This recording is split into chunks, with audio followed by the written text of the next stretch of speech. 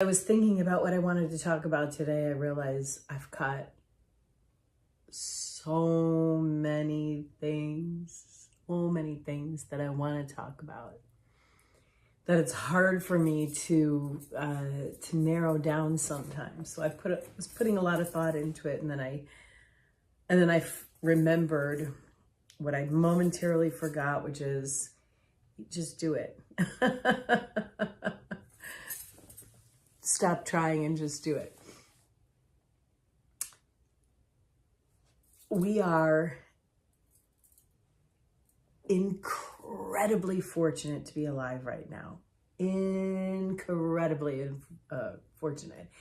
I often think to myself how astonished I am to be actually alive at a time that feels to me like the golden ages that as a child I was always told about. And whether that exists as a thing or not, the point is that we are in a phenomenal time to be here on earth. Phenomenal. And a lot of times, because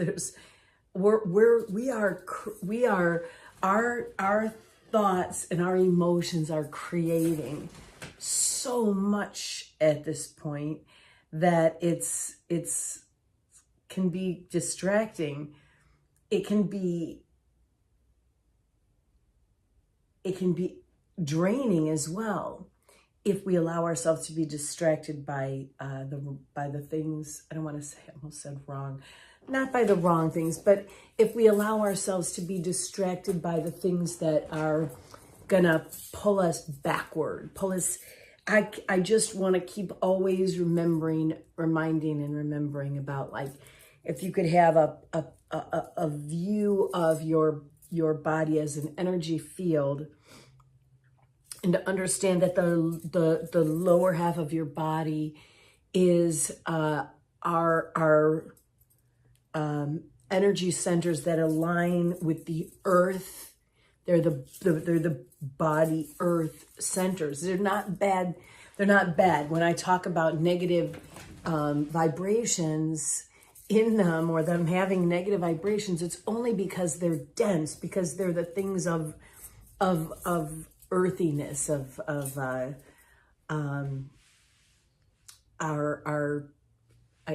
could it be our practical nature? Maybe.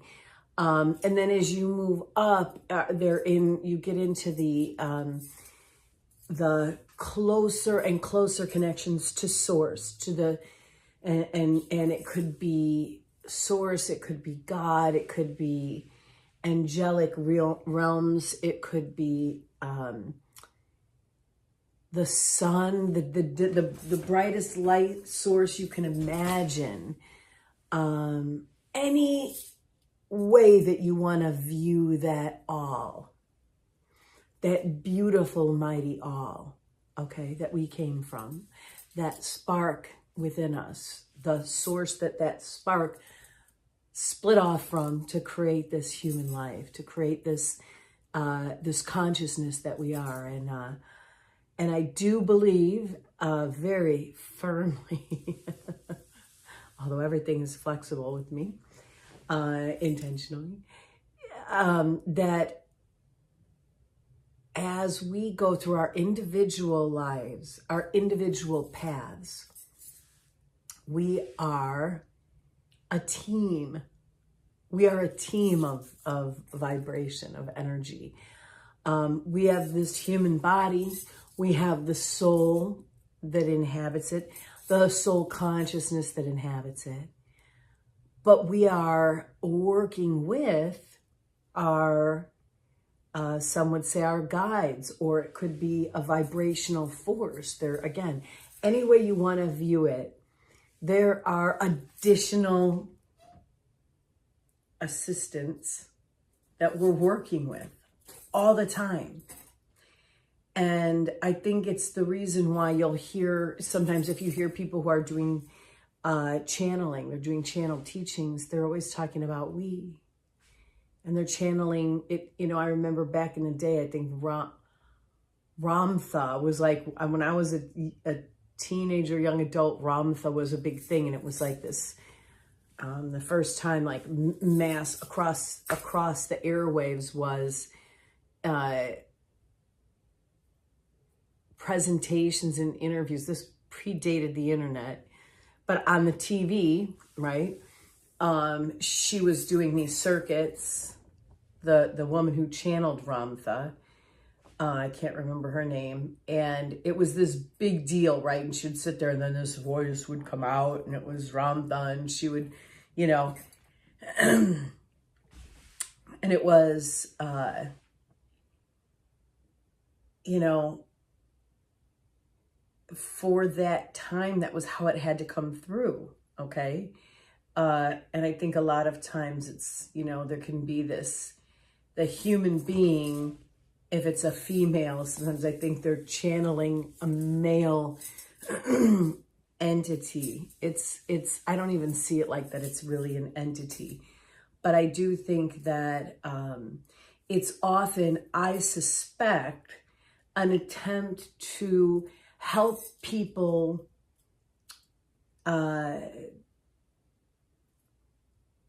receive and absorb the concept.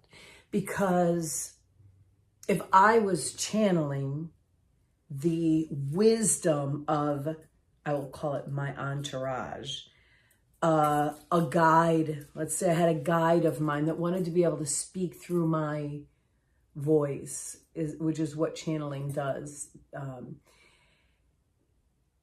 And I said, and if this voice was, you know, let's say I have a guide named Rose, right?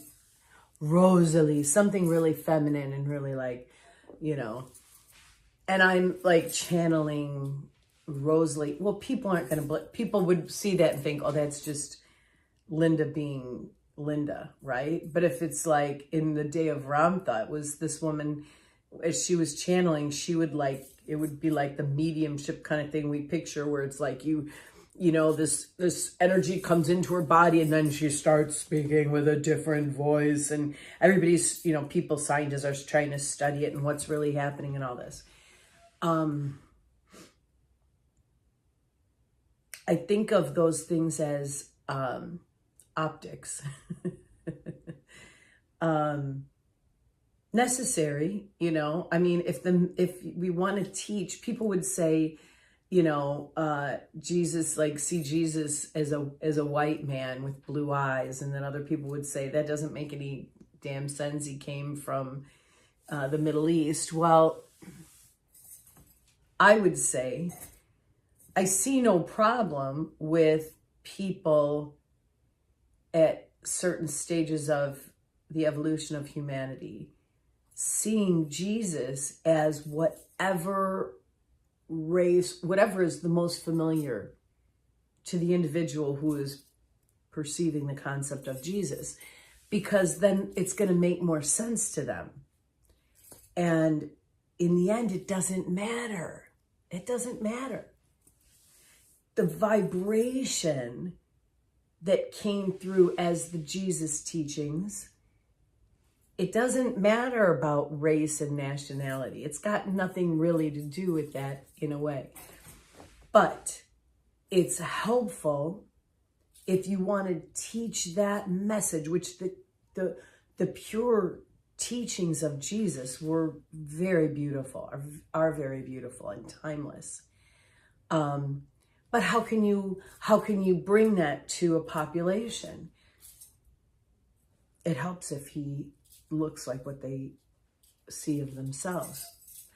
So, you know, back in it might have been in the 70s or something, when Ramtha was a big deal. It was like our TV waves at that time were enabling us to be able to see people all around the world, or at least around our country, could see these things on the TV. So you could reach a lot more people.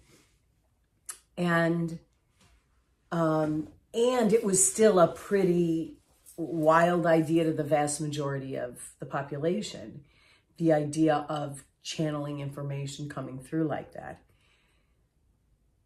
But that experience, that point in time when this woman was channeling Ramtha, that was huge on a spiritual level, because it started to wake a lot of people up to the possibility that is a thing, right? Plenty of people disbelieved it. But also plenty of people said, wow, it's not make-believe. So in a way, that's paving the way, right? You always have to pave the way for the next thing. We got to like be laying stuff out. I like to talk about following the breadcrumbs, but somebody's got to put the breadcrumbs out. So sometimes we're going to follow the breadcrumbs. Sometimes we're leaving breadcrumbs for ourselves. Sometimes we're leaving breadcrumbs for others.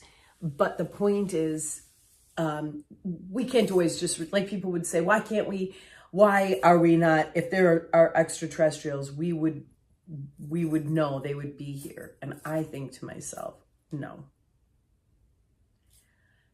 We're not ready for that culturally. Can you imagine if all of a sudden we were like, oh my God, an extraterrestrial, they found an extraterrestrial. We aren't ready for that. Little by little, we're getting closer and closer. But the minds and hearts need to be aligned for that kind of thing. Otherwise, it'll cause more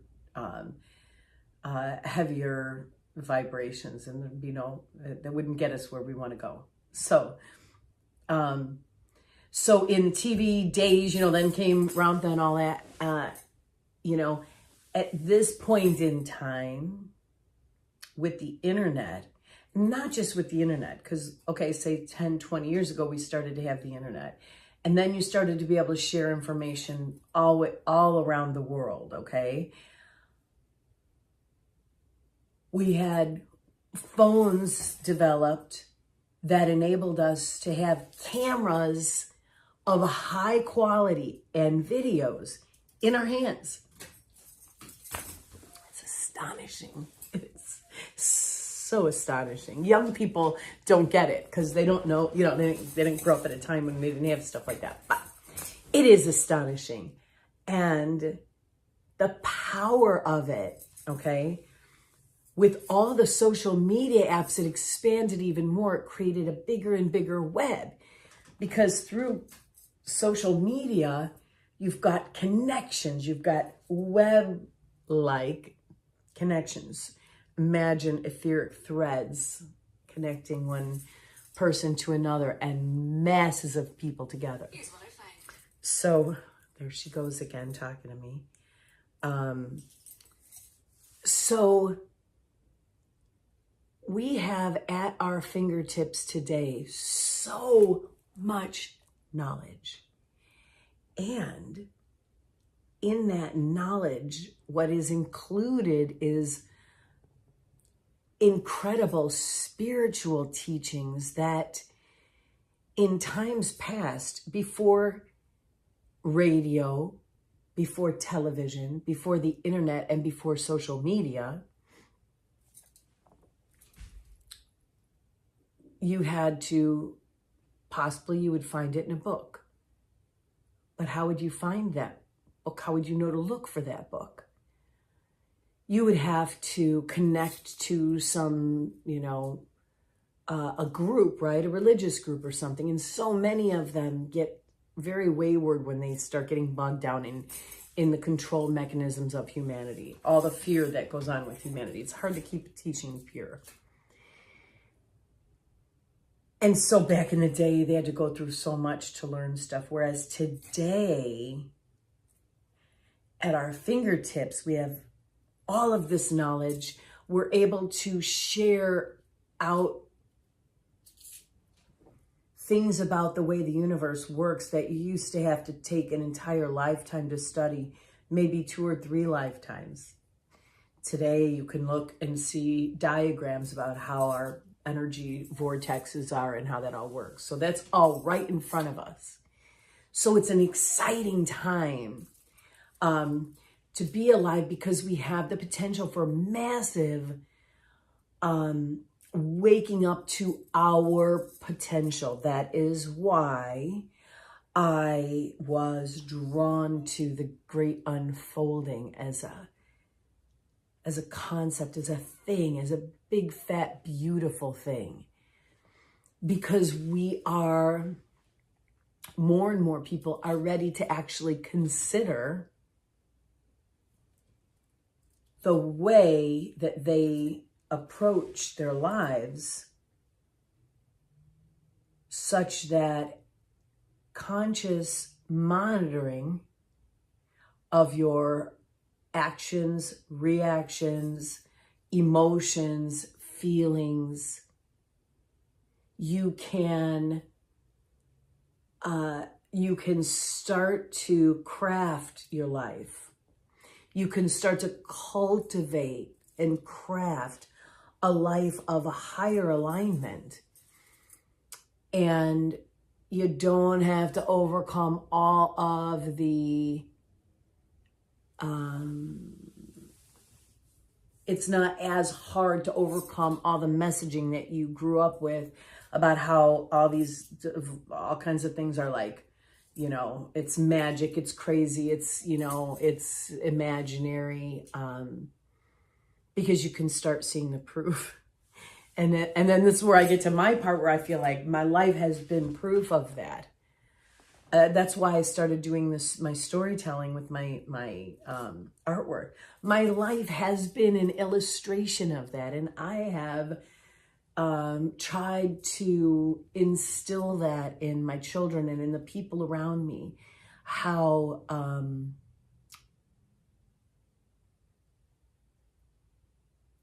when you are open to receive what looks like magic, but it really isn't, it comes to you.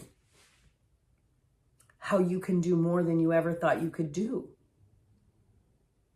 And you can overcome being raised by parents or a family that didn't foster your dreams. You could be, you could have been in the most negative environment, as many of us were, and you can overcome that. So we're in this point in time where we can get a lot of information. We can go out, we can watch videos for free. All this information is out there for free, and people, would worry all the time, like, oh, but I got to monetize something. Well, if I have a teaching, if I have a share, if I do something of artwork, if I put that out there, people will steal it. I can't just put it out there. People will steal it. And that is so coming from this, this unfortunate emotional hook that we have, that there's not enough. And because there is, it's like, if you could accept that the flow is coming toward you of everything that you need, then if you created a thing and then someone else came along and got that thing for free from you, and they didn't have to give you any exchange, it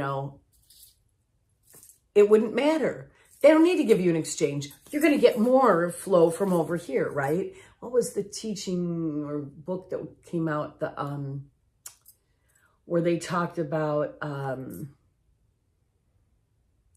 passing it along? Oh shoot, I can't remember it right now, but it's like, where they'd say, when you go up to the Starbucks, you can buy coffee for the car behind you or something. What's escaping me right now? But anyway, that's an example of that kind of thinking that says, oh, it's so much better to see the flow of abundance, believe it and feel the joyful bliss of it, and let things go. Just let them go. someone might need that thing. And you don't have to get your exchange from them. It can come from someone else. Just let it go. Just let it go. Just put things out there. And that is what's happening on the internet. Like what on YouTube, stuff is out there like crazy. Do people make money off it? Often they do. Maybe they put ads on there. But those of us that pay for YouTube, which is cheap, you pay for your subscription and you don't have to look at any of that, right? Then you're just getting it for free. Well, it is free. It's coming from the powers. It's coming from the source. It's coming from God. It's coming from the all. So we didn't pay anything for it. When I talk about the great unfolding, Linda Sue Osborn, I got to be careful how I say this because I want to say, well, I am magnificent. We are all so magnificent. But I am not, I'm not this creature that is like so, I don't want to screw up how I say it. I just want to say that anything that I create, and I create a lot because I just love to create. I love to create things and build things, and my mind is always going. It's not because I'm special. Maybe that's a good way to say it. I'm no more special than every other human being. I'm tapped in, okay? I'm just more tapped in. A lot of creative people are. It's just simple and basic. There's nothing to be judgy about. A lot of the artists and creative people always have had a lot more of they've often been more swaths of them, not all of them, but obviously more spirit-minded, more spiritual-minded, more etheric connected. And the reason is, it's not exactly that the act of creation brings you there to spirit, although it does, but the actual act of creation is an impulse coming from.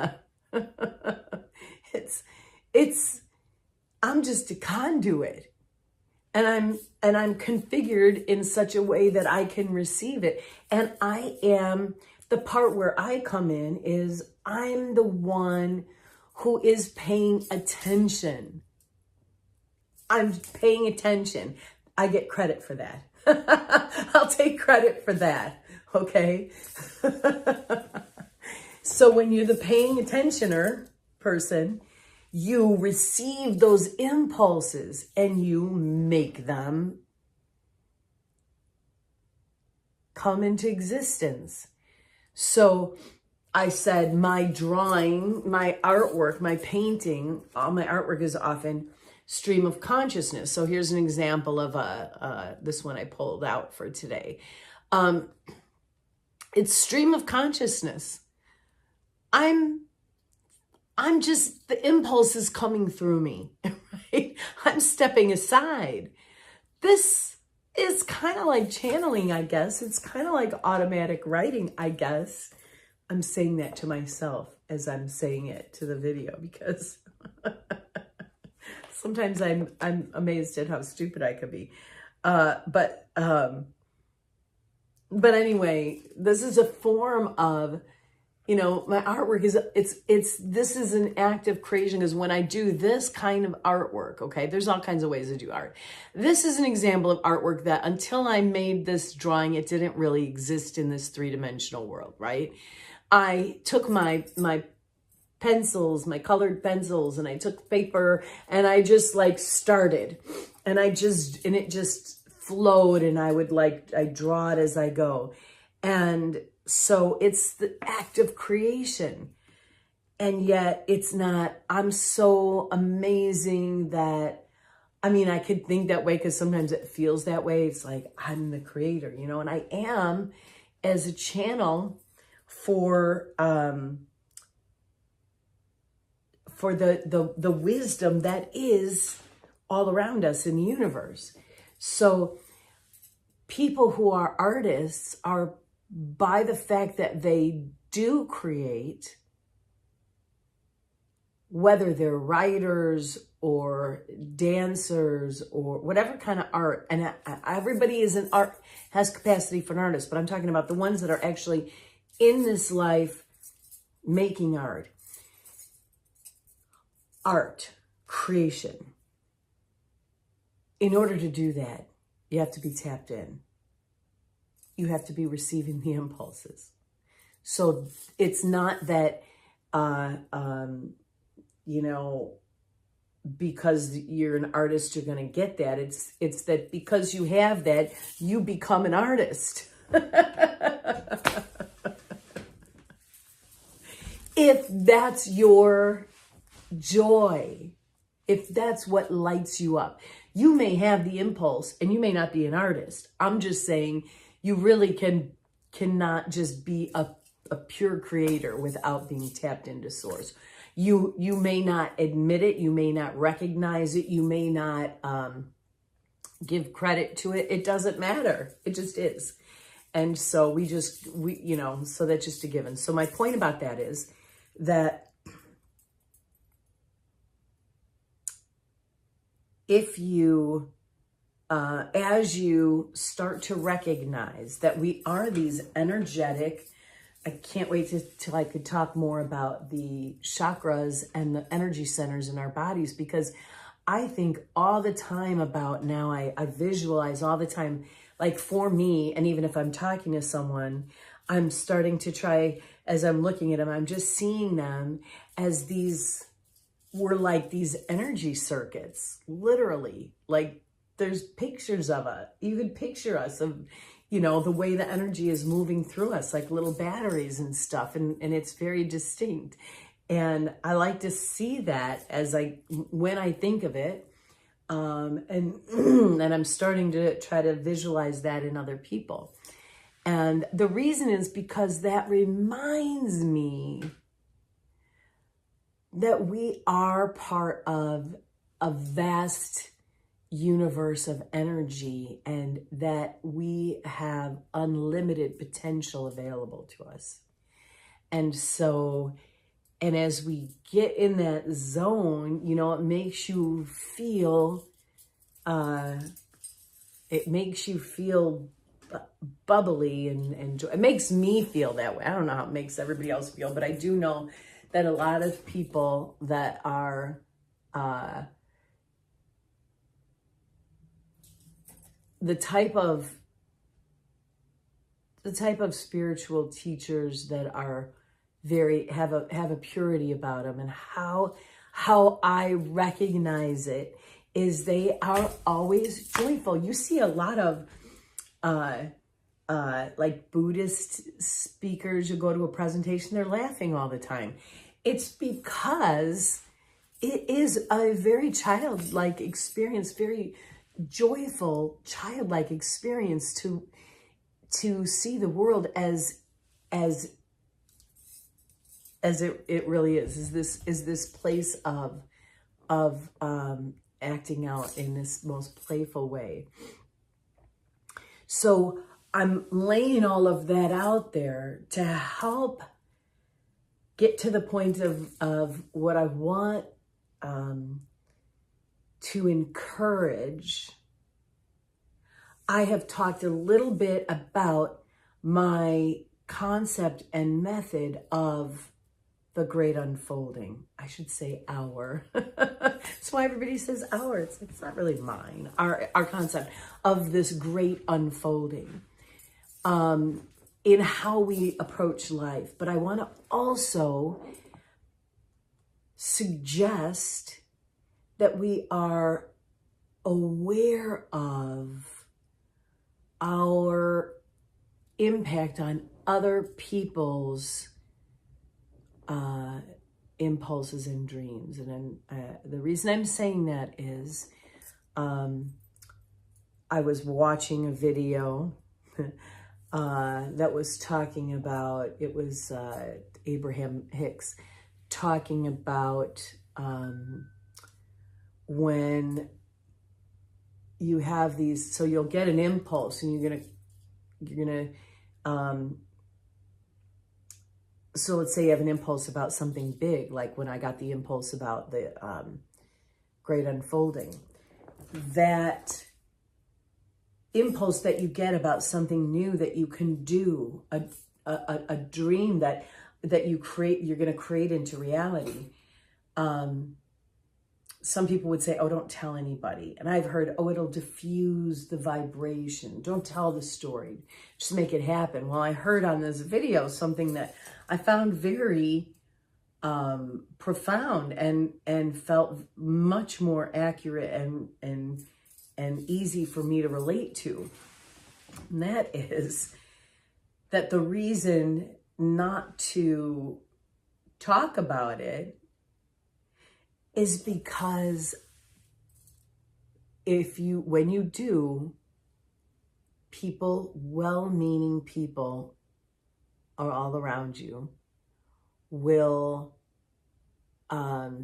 diffuse it for you kindly in thinking that they're helping you.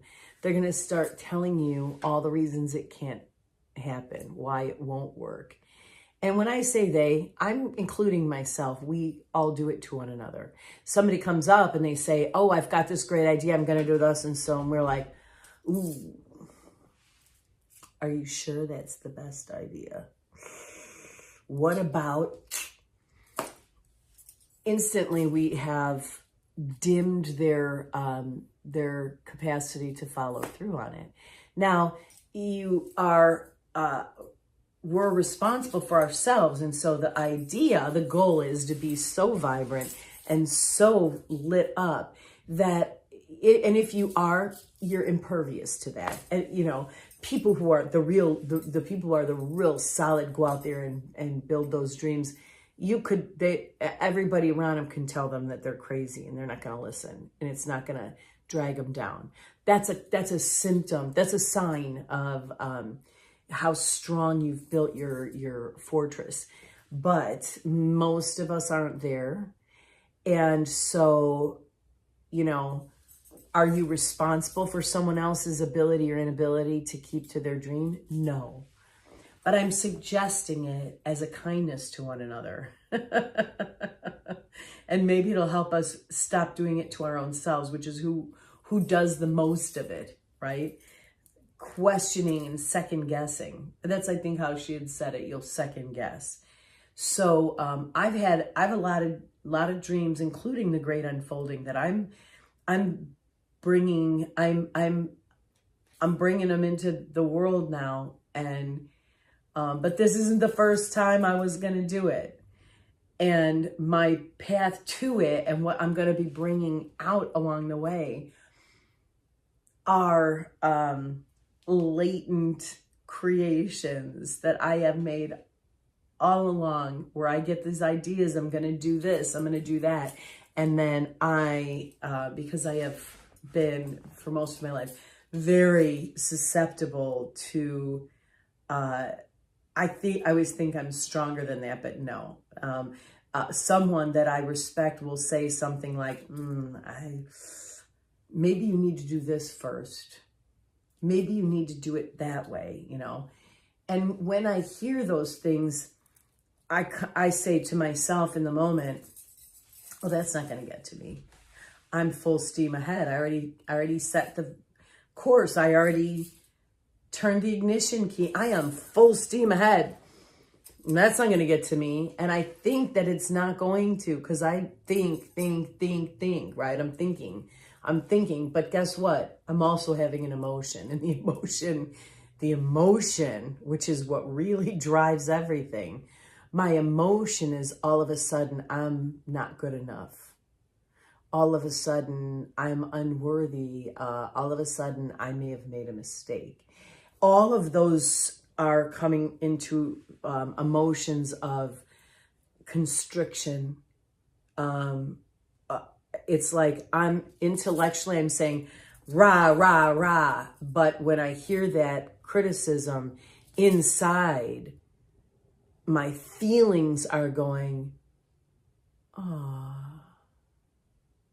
And if you could just feel that difference, even if you just did that right now, just go like, ah, feel what that does. Ah, it sinks you in. It's not like, ah, where you could do a, relaxing. It's got a, so it curves me in. I feel like I want to cave my chest a little, curl my foot.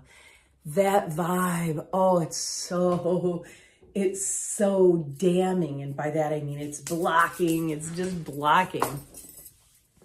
So I didn't understand that. And so all I knew is within the next couple of days, I lost my, I would lose my, motivation to push it forward. And so what I'm saying is that we all have to be careful about those dreams, you know? When our desires, our dreams and desires that we put out there, we can make them happen. Because we did when we created them in our head. As soon as we came up with them, we created them. And that nobody needs to refine it for us, even ourselves. What our practice can be, what mine is, to keep getting out of the way and let it unfold. Let it take let the momentum take it.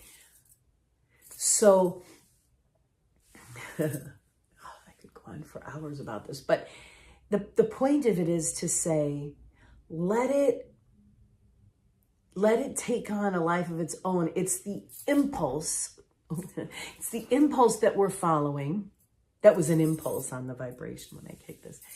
Impulse, when we are following the impulses, it is effortless. We can do things that another time we might look at and say, oh, that's a lot of work. Oh, that's going to be really hard. And then we can't do it, or we don't want to do it, or there's all this resistance. But when it's coming from an impulse, when it is that thing being presented in front of you, as I said, you relax and you see what's in front of you. When that impulse comes to you to do a thing and you follow it, it is effortless. You don't have to think about it. You know, it's like I could be in a big hurry and be running around doing something and just leave a mess everywhere I go. And then I've got this mess to clean up. And I'm like, oh God, I got to clean that mess up. So you hear that vibration. Oh God, I got to clean that mess up. On the other hand, I could be going around and getting ready, and I might be making messes, but I might make a mess, and then I turn around and then I'm like, an impulse comes and it's just like, you know, pick that up. It doesn't feel like that. That sounds like someone telling you to pick it up, but it could be, you know, it's only going to take a couple minutes to clean the dishes out of the sink. Let's just do it. Like that. And then I'm going to turn around and I'm going to clean that. What happens is it's like something that would otherwise be a big problem or a hassle or have an emotional attachment to it. That's something that you have to overcome. Instead, it's joyful. It's like, oh, you know what? I'm just going to do that. Because what's going to happen is it's going to take me a few minutes. I'm going to clean the dishes and then I'm going to have that joy when I look and the dishes the sink is clean. Or if I, fold that blanket on the couch and put the pillows how I like them, if I take that extra few seconds, boy, that looks nice when I look over there, rather than it doesn't bother me that much. That's what I usually operate on. Well, it doesn't bother me that much. I don't worry about it. Now that I'm following the impulses are telling me, do it how you like it. So it sounds so stupid when I say it, but I'm not kidding. It's that significant. And so you can find yourself blossoming into someone you never were before, just by following those impulses. So we need to be gentle with our own impulses and with those of the people around us. We don't have to rescue everyone from making bad choices. If they're not our children, we don't really, unless there's some kind of danger. But even at that, I mean, our perceived danger, we worry about one another. Oh, are they going to make a financially stupid decision? They're going to lose everything. I always say, well, I could, but, and I always say, well, I hope I don't. I look around at my house. I'm like, well, I don't want to lose my house. So I'm not going to. So I just look around. I'm like, I couldn't possibly lose my house. This is mine. This is me. This house represents me. I fit, it's like, it's here for me. And yet I also know that there might be a different house one day that's meant for me. I'm not going to stay attached to it. So anyway, we can relax our grip on protection of everybody and just kind of, stay in the flow, kind of be gentle with yourself, with your dreams, and be gentle with other people. But also recognize that in this point in history, our capacity to bring our dreams into reality is so much bigger than we can imagine. It's so much bigger than we can imagine. And so, what would it take? What would it take to get you to relax? To just relax? To observe what's happening around you? To make choices that are it's your choice. To take action out of those choices. That could be as simple as saying yes. And then relaxing and watching what else comes. What would it take? I went long again. Oh well, I am who I am.